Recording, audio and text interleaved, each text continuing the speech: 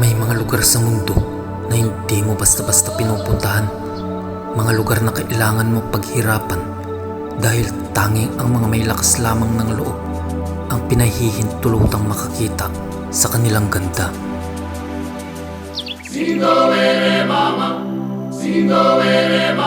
Sa bawat hakbang, tinatanong ko ang sarili ko, bakit ba ako nandito? Ano bang hinahanap ko sa dulo ng mundong ito? Siguro, hinahanap ko ang sarili ko na nawala sa ingay ng buhay.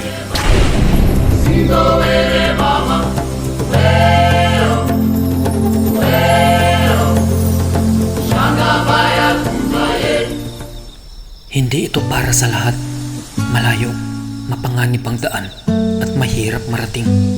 Ngunit kung handa kang iwanan ang takot mo sa pampang, may naghihintay sa iyong himala sa dulo ng walang-hanggan.